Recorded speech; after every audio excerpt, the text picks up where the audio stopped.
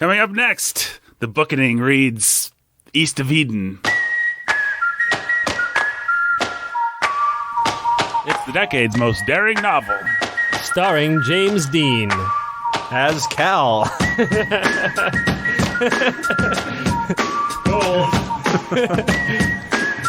Play it back. How does it sound? There's our intro right there.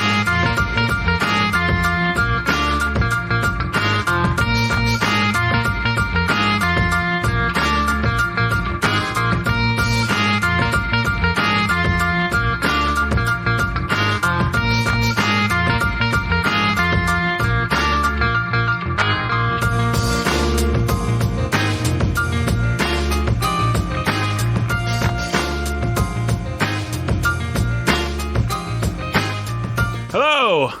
Welcome to the Bookening.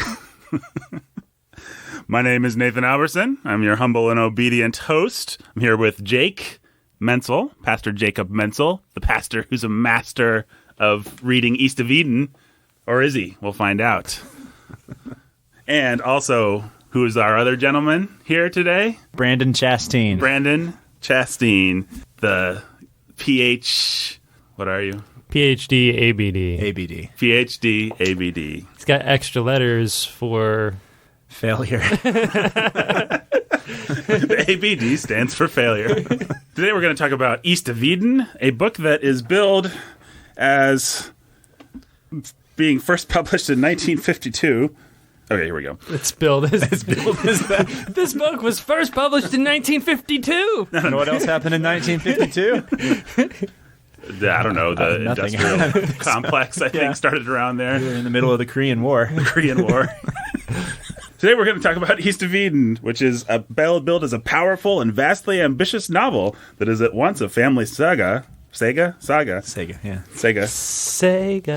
Sega from Genesis, and a modern retelling of the Book of Genesis. But first, I thought maybe we should tie up a few loose ends from our last episode.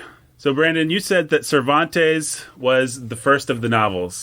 Do you stand by that assertion, sir? I do. I'm not easily moved. Okay. I also stand by my assertion that Jane Austen is not a feminism. She wasn't. She wasn't. No. That's true. She was a woman. It's inarguable. She's a flesh and blood woman. She was not a crappy strain of thought. Yeah. Last month, we released our Pride and Prejudice reviews to much acclaim, our podcast episodes. And we forgot to mention something which actually did happen last month, as I'm sure you guys recall, which is that Pride and Prejudice and Zombies, the movie, came out. Right. And I don't think we mentioned Pride and Prejudice and Zombies, and I thought people would probably want to hear about Pride and Prejudice. So, Jake, how do you feel about Pride and Prejudice and Zombies?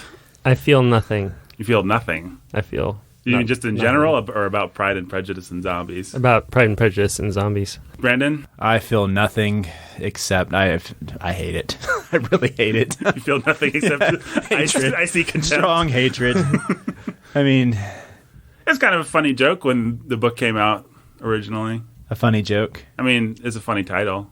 That is a funny title. That's about all you can give it. Yeah. So I've actually got 3 Pride and Prejudice. One thing that we didn't talk about that I thought maybe people would like to hear is there's many different Pride and Prejudice knockoffs that have come out. So I'm going to give you guys a choice. If you had to choose just one, Pride and Prejudice and Zombies, Death Comes to Pemberley, the murder mystery, That may be worse. or Mr. Darcy Takes a Wife, Pride and Prejudice Continues. If you had to bring one of those to a desert island to be tortured by. Give me the zombies, man, every time. I don't know. I have no idea what the other two are. These just sound like some idiotic wish fulfillment. Well, let me give you... I know we said that Jane Some Austen was fan. not a feminism, but Pride and Prejudice with Zombies contains this dialogue from the trailer. Lizzie says, "I shall never relinquish my sword for a ring." And Jane says, "For the right man you would." And Lizzie says, "The right man wouldn't ask me to."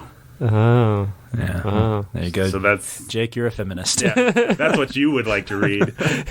Death Comes to Pemberley is described as thus on the IMDb website. Elizabeth and Darcy are preparing for their lavish annual ball at the magnificent Pemberley home. The unannounced arrival of Elizabeth's wayward sister Lydia, however, brings an abrupt and shocking halt to the proceedings when she stumbles out of her chase, screaming that her husband Wickham has been murdered. Darcy leads a search party out to the woodlands where they discover the blood-smeared corpse. Of Wickham? Not of Wickham, Oh. but his traveling companion. The dramatic and unnerving events of the evening have shattered the peace, both of the Darcys and of Pemberley, and as the family becomes caught up in the ensuing murder investigation, a mysterious web of secrets and deceit will threaten all that the Darcys hold dear. So that's Death Comes to Pemberley, both a novel and a BBC miniseries.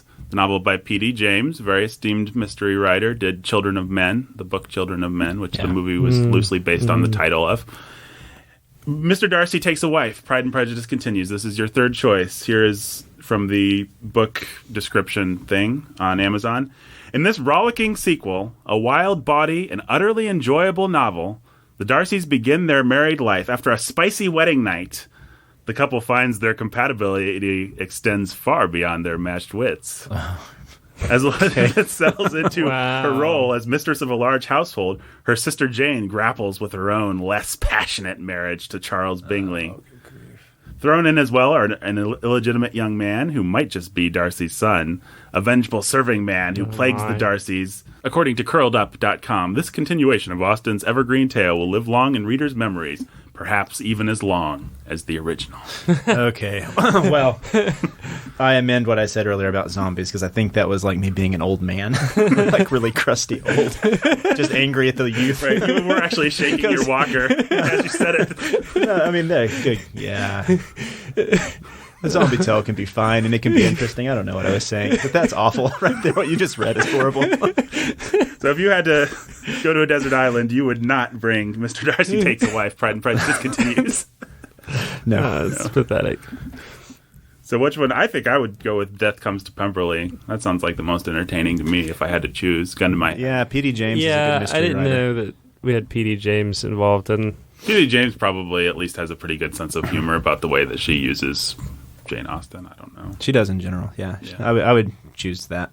I will say I'm getting distracted by this beating that's going on in the room next to us. Right. This tattoo. So somebody's taking out the poor little puppy. Making it sound like some kind of abusive Maybe situation. two brothers fighting. Maybe. Some guy just went past our window with a hatchet. All right. I guess we should talk about East of Eden, the vastly ambitious novel of... Vast. John Steinbeck? Is that what you were looking for? The powerful and vastly ambitious novel that is once a family saga and a modern retelling. I'm pretty sure it's Saga. Sega Genesis. Sonic the Hedgehog makes an appearance in this novel. I hope so. East of Eden is a powerful and vastly ambitious novel that is at once a family saga and a modern retelling of the Book of Genesis. My mouth is dry, and they won't let us bring in water to this podcast. All right, we've delayed enough. Me and Jake were talking to our friend Joseph, who said that every podcast should begin with 15 minutes of total crap. So that's what you've got. Congratulations. All right. Pride and Prejudice. All right. Let's talk about East of Eden. So how'd you guys feel about East of Eden? Are you guys excited about talking about... Wait a second! What's that sound? It's the 6-shooters that are going off that we're all hearing right now. Indicating Brandon Chastain's famous, I'm assuming now, since last series... Yeah, I got to live it up to it. You got to live up to your last popular segment, The Contextual Texan, where Brandon is going to offer a rootin' tootin' historical and literary context for East of Eden this time. Doesn't always have to be about Pride and Prejudice. This time, it's about East of Eden. Well, I came prepared to talk about Pride and Prejudice, so Oh, no. sorry, guys. We gave you 5 sentences last time. How did you feel that was enough? Yeah. Seeing as how he went on for about 10 minutes. I think they were very long sentences. I thought the segment was so successful and so beloved now, obviously, Yeah. so now that our Pride and Prejudice episodes have come out, that I I'm prepared to give you a sixth sentence. A sixth How do sentence. you feel If I need about it. that? What do I get if I don't need it? If you don't need it, then you get $10,000. Wow. What happens if I go over? You owe Clear Note Church 10,000 push-ups. Wow. I don't know. People can't see me, but that might actually kill me. So. Confirmed it would actually kill him. What would kill us to have to give you $10,000? All right, the contextual Texan. Yeehaw! Yeehaw! Let's do this. Let's do this. Let me get off my thoroughbred here. Kick off my spurs. Well, last time I started with historical context, but for this novel, I don't really think we need a whole lot of it because he provides quite a bit as we go through the novel. So it's set in California, right at the end of the 1800s, and then we have the turn of the century goes right up to the World War I, and he talks quite a bit about that in the novel. I think what's more useful is to know when he wrote it, which was in the 1950s, where the novel was at the time, and also where America was at the time. We were coming right at a period of instability at the beginning with the Korean War, but also he was coming off of a very successful period of political engagement with his Dust Bowl trilogy, which was that's what they called it, right? Yes, I believe so. In Dubious Battle and Mice and Men and then Grapes of Wrath. And he came off that fame, and here he was going to write his magnum opus, and this is how he considered East of Eden. It was his magnum opus. In fact, I think he told his wife that this book contained all that he had ever learned about writing and his craft was put into this novel. I think even more importance is to put this in context with the history of the novel at the time. Mm-hmm. What we were coming at the end of was modernism. And modernism it got started because of World War I. And its thinking was that you could have this sort of cold austerity of the author that would have his genius and brilliance write this book that had never been written before. And it would be completely separate from the past. It would be an artifact that would just be brilliant because of the intellect of the author. And people who would be writing in this vein would be Virginia Woolf, would be James Joyce, and would be Steinbeck's biggest competitor at the period, Ernest Hemingway, who we'll be reading later. And so Hemingway, he was known for his stark narrative style, for his clean sentences, for his stories that were both appealing to the public at large, but also to this new class of intelligentsia that was coming out of modernism. Because another thing that happened with modernism is they all ran to Paris right after World War I, these famous authors. And they all wrote to one another, and they all wrote poetry that only they would want to read, and they just despised what they called low culture. And they called themselves the Lost Generation. And Steinbeck was not a part of this at all. And so what you began to have is the rise of the academic art. I think I've completely lost track of sentences here. Sorry, guys. You're still on the first one? I'm still on the first one. So you had the rise of the novel and of poetry as both public and mass and what they would consider low. Were you going to say popularist? Yeah. Versus what they would all, like T.S. Eliot, and this poetry that was meant to not be understood, because it was meant to just be admired for its craft. So this is what Hemingway comes out of. This is what the modernists come out of. And somehow Hemingway still became very popular. And in the 40s, if you look at the novels that were the most highly rated on the New York Times bestsellers list, it would be Steinbeck and it would be Hemingway. And so I bring all this up to kind of put a relief against what Steinbeck was doing, because I don't think he was, and so here I guess will be the second sentence. He was different than this. What he was, I would argue, was in the tradition of more like Melville and the novel Don Quixote. To stick by my guns. Cervantes. He was the novel Cervantes. Okay. Yeah. Written by Don Quixote, as we all know. And what was important for this was not so much the cold, creative, internal, psychological stuff that would come out with modernism. You know, because James Joyce is famous for his stream of consciousness crud that he wrote. That's right. Yeehaw! Pow, pow, pow. James Joyce, take that. Yeah, crud. I need you to I'm guessing I we will. know this is a Texas segment. Yeah. Can we watch the language? Yeah. He was trying to make me boy. So he comes out of this, and what I see it more as is a storyteller tradition, where the narrator is much more of a storyteller. He's a part of the story. He's a part of the creation of the story, so that it's not so much the author as narrator, but this storyteller that's being created as a part of the novel. And so you see it in Cervantes, you see it in Moby Dick, you see it in Steinbeck, East of Eden. And so there's a quote, one of my favorite essays by a guy named Walter Benjamin, is about the storyteller. He says, "Counsel woven into the fabric of real life is wisdom. The art of storytelling is reaching its end because the epic side of truth wisdom is dying out." And so he would argue that the modernist novel sort of killed that off. But Steinbeck brings back that tradition with East of Eden, and is in an interesting position where he is with the history of the novel, I think, because of that. And so getting started as far as context goes, I think that's one of the most useful things to keep in mind. So another person who would be kind of modernist and doing the same thing would be Faulkner, but not to the same extent. Faulkner's very high modern with his style, because that's the other thing I forgot to mention with high modernism, is the style is almost opaque, purposely opaque, so it's only appealing to those who can understand. So is Hemingway it's almost like a Gnostic an art. anomaly in the... How do Hemingway and Faulkner, who are such different writers stylistically, both fit into the same tradition? How are they both modernists? Yeah.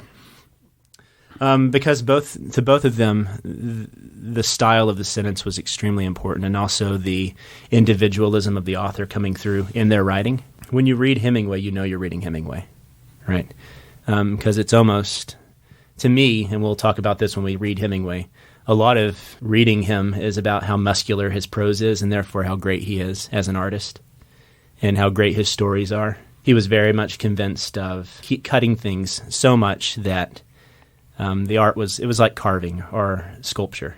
And Steinbeck, I think, is very different. You know, I don't get the sense that he cut as much. He was a storyteller who wasn't so much concerned about the closeness of the craft as he was about the bigness of the craft, yeah. Right? And so there's a big difference between them. Steinbeck is not at all a part of modernism. I wouldn't say he would be. Another part of the tradition that he fits into with the novel is the sort of Dickensian sense of place. So when you read Dickens, one of the things he does is London is very real, right? And also Faulkner does this with the county that he created. I can never say the name, Yoknapatawpha or whatever that is. But in Steinbeck, the place is very important to him, so that the place almost becomes a part of the story. And that's something that died with modernism, because modernism was very concerned about internal dialogue of the character. It was very narcissistic in a sense, while these earlier storytelling novels are turned outwards towards events and towards actions that are big, like you said, bigger than the story. So, yeah, I'd never put it that way before, but I think that Steinbeck is less of a narcissist than Hemingway. I think modernism was appealing to narcissists. And I guess the last thing I would mention is it's just really fun to realize where we were at the time with the changing tone of literature and how it was growing and expanding. So when he was writing this, just a few years later, C.S. Lewis was writing. He also would have The Lord of the Rings come out. You had Catcher in the Rye. You would have Fahrenheit 451, 1984 had just been published. Faulkner was still writing. Flannery O'Connor was at her height. Truman Capote was also on the rise. You had this Southern Gothic trend that was beginning. You also had the political changes that were coming with what people would call multicultural writers, but that just means African American writers, black writers. And also you had the beat poets. So On the Road, Hal, and those sorts of things were being written at the time too. So it was quickly escalating into the 60s. And so when you read that chapter in here about how the 1900s was a shift, the 50s really were a shift as well. Things were changing very quickly, escalating. The New Yorker was on the rise. You had a whole change in the way that literature was appreciated. So what was Steinbeck's relationship to modernism? How did he feel? I know, for example, East of Eden was not a well-reviewed novel. Mm-hmm. Most of the critics of the time thought it was way over the top, and just normal people liked it a lot better than the intelligentsia did. Yeah. You had the rise in this period of the critics, mm-hmm. and these magazines kind of allowed them to come into existence. And they did not like East of Eden. And they would tell one another how little they liked it. a large part of the reason they didn't like it was because they felt it was two novels in one. So it didn't have that tightness of style that they wanted and that they would get from like James Joyce or Hemingway. They didn't like the philosophizing or the moralizing that they thought was coming through, because another thing that modernism really highly valued was just art for art's sake. And so you did not want to moralize at all. And so can I read a quote from Steinbeck? This is from his Nobel laureate speech. He says, literature is as old as speech. It grew out of human need for it and has not changed except to become more needed. The skalds, the bards, the writers are not separate and exclusive from the beginning. Their functions, their duties, their responsibilities have been decreed by our species. So he saw himself as carrying on this tradition of, like I said, the storyteller. And he did not care at all about the criticism against his moralizing. He just didn't care. So was he thumbing his nose at the establishment of the time a little bit, or was he just on a completely different track? I get the sense that he was just so committed to his literature and what he was doing and his craft that he just didn't care. I didn't get the sense at all that it bothered him. I think it depressed him when he wrote, what was his last novel he wrote? Winter of Our Discontent. Yeah. That crushed him when critics didn't like that. And so he didn't write another novel for the rest of his life. But this one I never picked up on anybody saying that this crushed him. I think it became so popular that another author that it might be easy to compare him to would be Stephen King. Harold Bloom hates Stephen King, but everybody else loves him. Because he just tells good stories that people like. He tells good stories. He writes sentences that people can understand, and in a way that people can understand, and stories that are moving. And that's completely against modernism. See, what's funny is in your literature classes, you get taught by English professors who were taught in universities that came out of modernism. Mm-hmm. And so obviously they're going to tell you James Joyce and these guys, they're the ones that are the victors and the winners. But, are they really?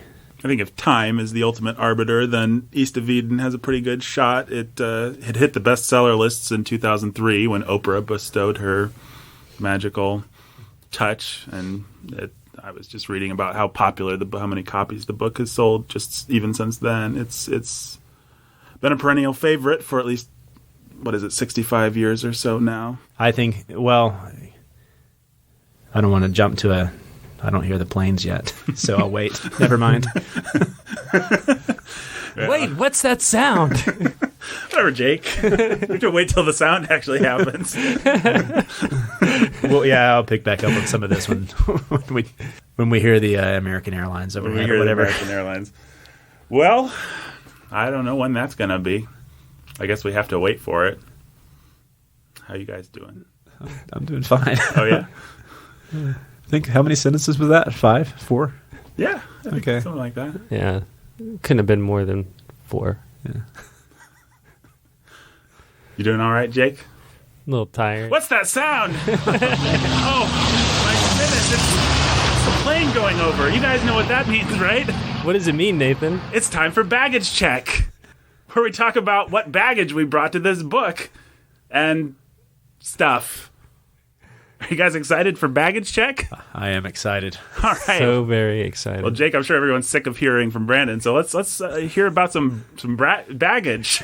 Braggage. Some braggage, not braggage, please. Do some braggage for us. Drop a track. Let me tell you how awesome I am. Go ahead. I have to say, I didn't bring a lot. I came pretty empty-handed to this novel. I read Of Mice and Men, and that was a long time ago. And all I remember is the ending.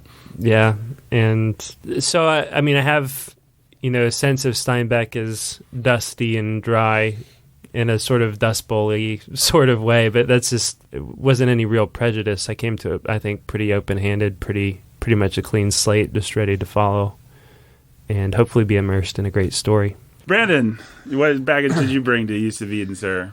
Had you read it before? I had never read East of Eden before. Neither one of you guys had read East of Eden before. I had read Grapes of Wrath and Of Mice and Men and a couple short stories. When I came to Grapes of Wrath, when I first read it, it was in early graduate school, and I brought the baggage of having been a part of the academy that looked down on these popularist novelists. So Dickens is despised, Steinbeck there's mixed feelings about him. Recently people have been trying to prove that he was just a compromise decision for the Nobel Prize, that he shouldn't have really had it. And so that's the baggage I brought to him, is that he was nowhere near the quality of craft that you would find in James Joyce or that you would find in T.S. Eliot or in Hemingway. I read Grapes of Wrath and it blew me away, and that changed. I realized that he was able to write novels that were just as big and expansive and beautiful as Tolstoy and those sorts of authors, and that it was unfair and priggish and snobbish and stupid to follow these guys who all ran to Paris because they, I don't know, didn't have the nerve to stay and do their craft in America. They were just, I don't know. We'll get to it some other time, but they were all just babies. They were all just a bunch of babies running to the Paris. entire lost generation. Yeah, they just thought that they were so much greater than all these other people and that they had the secret to art figured out, and it's disgusting. And some of them created really great art, but I would say it was despite their stance towards Dickens and towards towards Steinbeck. In many ways, Steinbeck has created greater art. That's the baggage I brought to it. This time, those expectations had died, and I just came expecting a good story and got it. So. Spoilers. Kathy did it. I read Grapes of Wrath in high school with the world's worst high school teacher, and I really liked it, but it was so depressing and not cathartic in its sadness in a certain way. It was just like, oh, I guess farmers in the Dust Bowl era, life really sucked for them. What am I supposed to do about that? What do I do with that? What does that mean to me? I'm not sure, except for that I've been moved. I don't know exactly what to do with it. But it certainly made an impression. And then sometime in late high school, I think my mom it probably was around the time that Oprah recommended East of Eden, put it on her book list, and so every housewife in the world was reading it, and my mom, being a housewife, had a copy of it laying around, and I was just bored one day and I picked it up and read the first chapter and liked it, and then just kept going. And it was a good reading experience because I wasn't expecting anything, didn't know anything about it, hadn't looked it up on Wikipedia, it hadn't been recommended to me. If anything, I had a chip on my shoulder against it simply because it belonged to my mom and therefore must be lame. My mom is always going to have a copy of The Help or whatever's, that kind of stuff. My mom's a wonderful woman. I'll cut this part out. But this being our non-spoiler section right now. Actually, first of all, Jake, give us a synopsis. A non-spoiler-y synopsis of East of Eden. For all the people out there that are listening to our non-spoiler episode and want to know about East of Eden, what would you tell them? Let's just say I'm a guy you meet in a coffee shop, and I'm like, say, what you reading there, mister? I'm reading East of Eden by John Steinbeck. Oh, pray tell what that's about, sir. It follows two families over multiple generations, and it's something of a retelling of the story of Cain and Abel. Is about processing your longing for acceptance and your fear of rejection, what that does to you. Deals with themes of guilt and sin and longing. And I don't know what to say beyond that without getting all spoilery on you. That sounds pretty high-handed. I don't think I'd enjoy a book like that. Well, to not give you a high-handed sounding synopsis, I'd have to get into details of how it works out, I guess. I don't know. Well, you can give me some details. Sorry, man. I don't know, Nathan. Random coffee shop guy. It's father hunger. It's mother hunger. It's the central character is a guy named Adam Trask, and he's dealing with his own baggage with his mom and his dad and his brother throughout his life, and he ends up recreating baggage for his own kids in the process. And so the Trask family is really the family that the novel's about. And you follow from Adam's father through Adam's sons. And you see Adam start out as an Abel figure and become an Adam figure in the process. And you see recurrences of the struggle between Cain and Abel for their father's affection, and the fight between brothers, the struggle between brothers, and for their mother's affection, feelings of being abandoned, feelings of being rejected, feelings of being accepted or longing to be accepted. In contrast to that, you have the Hamilton family, which is Steinbeck's own family. The central character there is Samuel Hamilton, and he's Steinbeck's grandfather. He's a larger-than-life sort of character. He's something of a prophet. If you take Samuel Hamilton and then Lee, who you'll meet in the middle of the book, this sort of like a Elijah and Elisha duo where their job is to come in and to speak truth and sense into the Trask family. And in the process, you get to know the Hamilton family and see how they turned out. And there's a lot of interesting stories and side notes. The whole story is really told, I think, it's from John Steinbeck's own perspective. It's from the perspective of, but as an old man, he's telling the story of his own family. He's telling the story of this other family, and you kind of get to see his place in it as the novel unfolds. And I didn't realize any of that actually when I came to it. So it was a surprise to me that he put himself into the story as a storyteller, as the storyteller that Brandon was talking about earlier. And yeah, I read somewhere that he actually wrote the book because he wanted his two sons or nephews or something like that to know his family history. Yeah, it was to his two sons. His two sons. Yeah. So it started out as a work of family history. I think it crosses into total fiction at some point, but he did have a grandfather named Samuel Hamilton. I don't know if there were any Trasks. I don't know. Yeah, I don't think there were. The Hamiltons, I don't even know if a large part of their history is true or not. I know his mother, he talks about his mother, whose name was Olive, who was married to Ernest Steinbeck, both of whom are name-dropped and told stories about in the book. I guess we should set the scene a little bit. And they seem to be, I looked a little bit yesterday afternoon at Steinbeck's bio, and they seem to be, his mother and father seem to be pretty true to the way that he characterizes them, at least in the book. Wonder if she really flew in an airplane. I bet she did. That was random. I wanted to look that up, but I bet she did. Yeah, it seemed very real. Yeah. So. Yeah, you don't make something like that up, I wouldn't think. That was Liza, wasn't it? No. No, it was his mother. Was it Olive? Yeah. No. Man, There's like four conservative women. I forgot all about that whole story. Yeah. That's one of the great things about the book is it has all of these random little tidbits and stories. Yeah, you have little inlets, and it's the main narrative keeps flowing, but you and that gets into what you were saying before about it. You know, the beauty of it being, you know, a storyteller in a storyteller sort of tradition, whereas everybody that has been critical of its winding, it not being concise, it just isn't content with sitting down by the fire and letting grandfather weave a really great story over a couple of nights. Yeah, I think that's a good analogy for what it is. And it's kind of like you asked your grandpa John, like, can you tell me the story about Adam Trask? And then he's like, well, way back in 1863, the Civil War began. And you're like, oh, crap. No. And so he ends up telling his entire family history. And, you know, maybe there's some parts where you're like, and the same story about Adam Trask. You know, but... Grandpa, you've told that story about Aunt Olive about 5 million times. Right, but and thanks absolutely nothing to do with what I asked. But I think that's great. I think it's one of the best features. The novel, the primary criticism, I think, perhaps, of the novel at the time, the ones that I saw were, like what Brandon was mentioning, a lack of unity.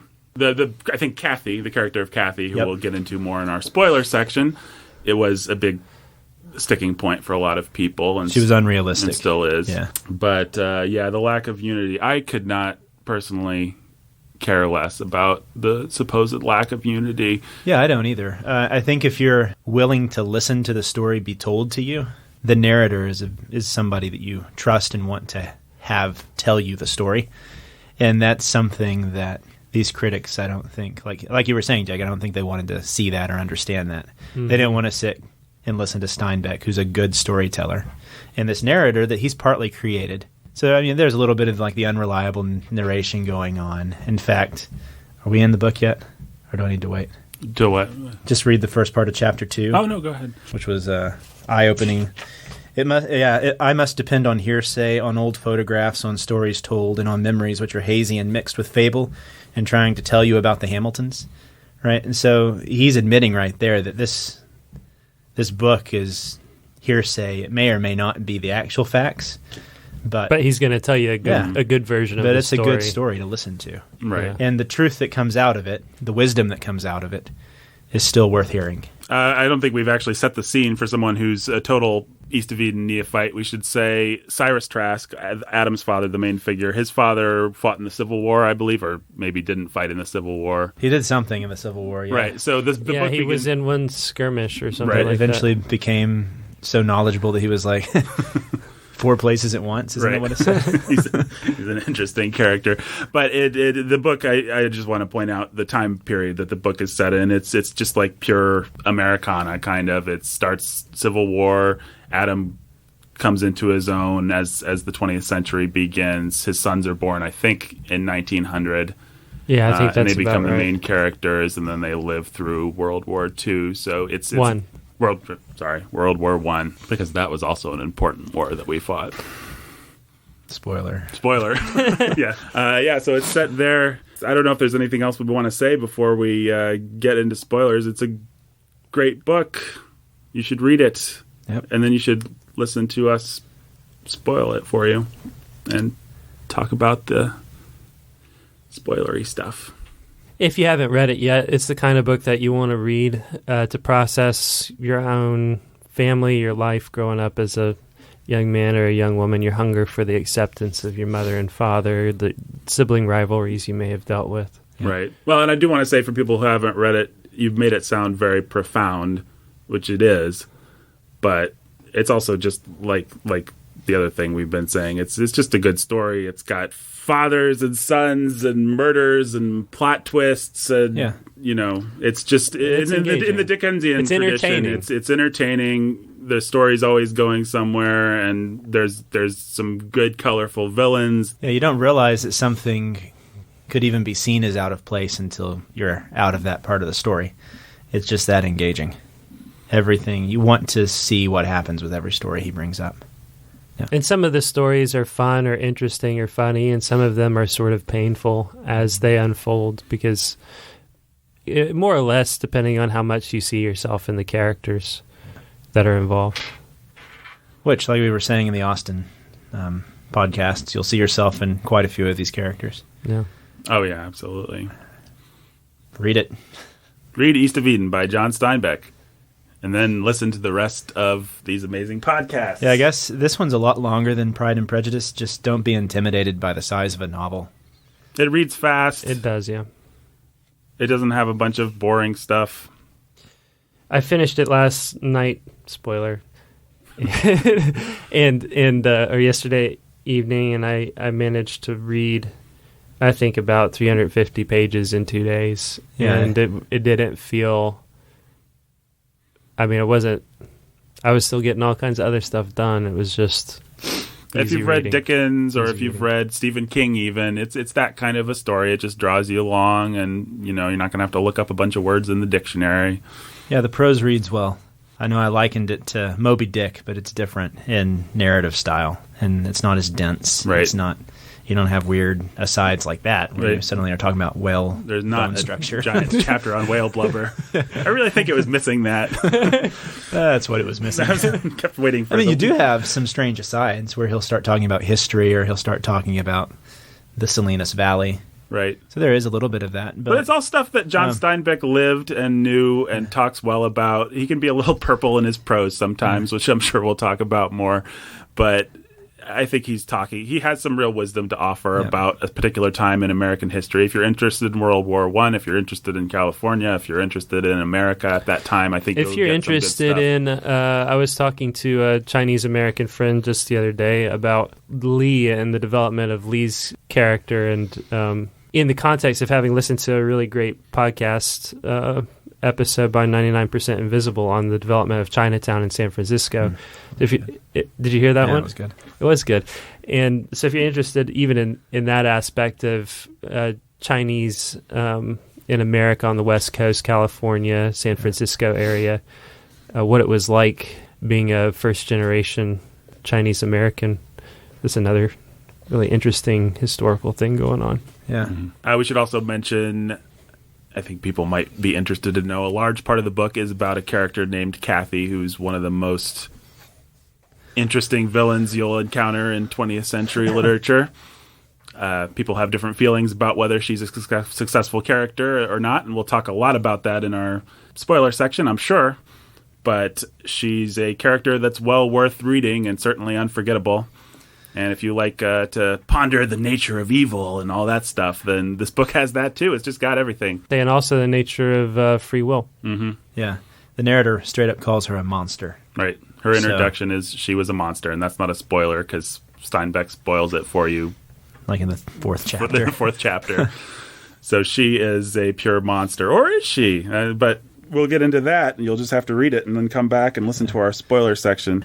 In Steinbeck's introduction, he says all this weird stuff about a box.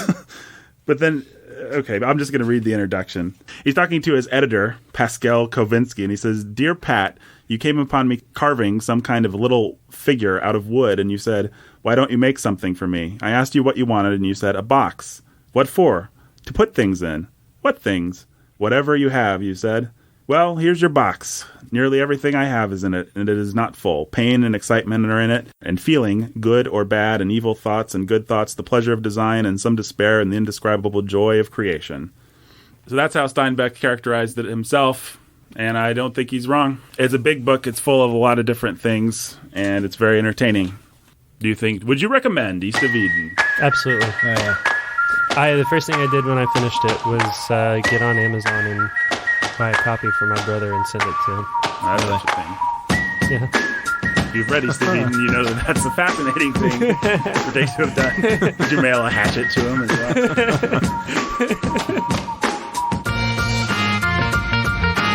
The Bookening today was written and produced by me, Nathan Alberson. It was performed by Nathan Alberson, Brandon Chastain, and Jacob Menzel. You can go to www.warhornmedia.com for more amazing content like this. And you can follow me on Twitter at NotFamousNathan. You can follow Jake at Jacob Menzel. Pretty straightforward.